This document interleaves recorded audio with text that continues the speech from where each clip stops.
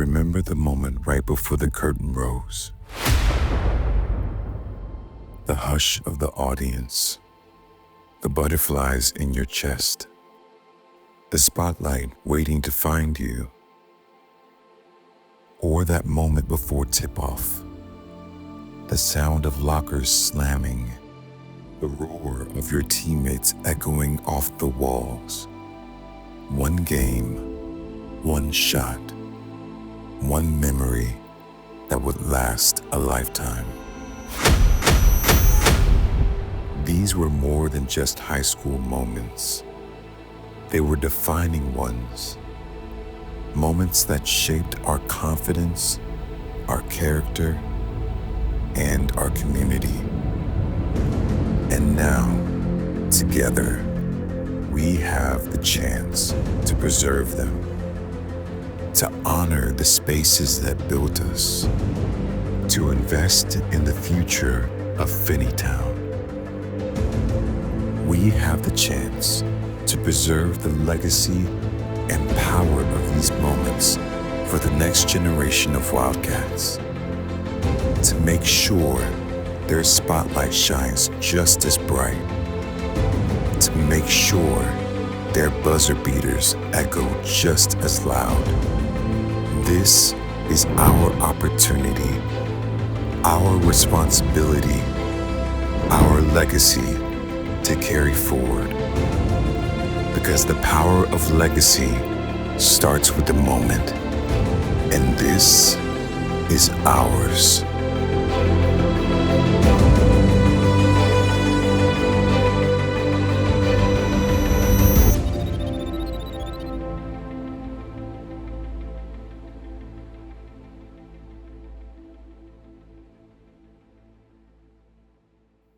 So the Legacy Project was actually born about 12 years ago. And that was about when the school district started working with the state to build new buildings. Finneytown has needed to upgrade its buildings for a long time. And anyone who has worked with a government knows that it takes a very long time to get things done. And so we began working with the state. We began scoping what it was that we wanted to do. Fast forward a few years, we were able to pass a bond issue in 2019. And the results, the first school that we were able to build was the Finneytown Elementary School, which we completed a couple of years ago. And it's really become a cornerstone of the community. It's right on Winton Road. Everybody sees it when they drive up and down Winton Road. And as we were working with the state on the funding for this initiative for the new buildings, we realized that the state wouldn't cover all of the renovations necessary. And so we realized we had an opportunity to reach out to alumni, to re-engage the alumni,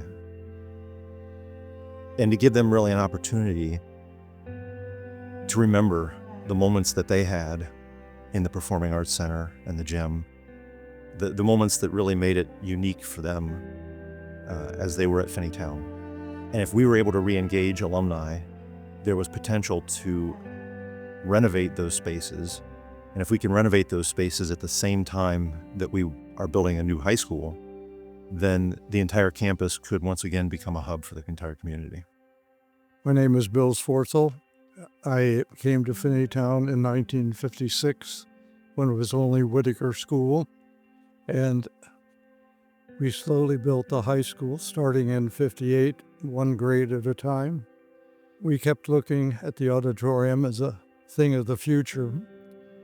And it was a challenge because our first productions were all done in the multi-purpose building.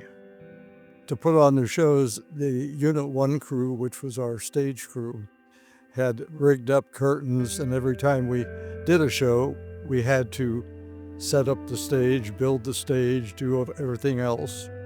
And then before each performance, we got tired of cleaning up Jell-O salad from lunchtime because the multi-purpose was the lunchroom. The new issue was coming up and nothing was on there for the auditorium. So the music parents, and spearheaded by Bill Rodert at that time, got together a petition, and they got well over 500 signatures to the board, and the board said, this is what we need. And so we did get it on the ballot, because that was probably the last time we would have had a chance to get the auditorium. But it was a great experience, and this is what turned out. But of course, this November, it will hit the 50-year mark. It was opened in November of 1975. So I guess after 50 years, it probably needs some things. My earliest memory of the gym's probably late 90s, early 2000s. Wooden bleachers, Carolina blue floors, kind of similar to now. Very basic, but a lot of players put in a lot of work here, and I saw a lot of legendary basketball players come through here, such as like Mark Hawkins and Jason Gardner and guys like that.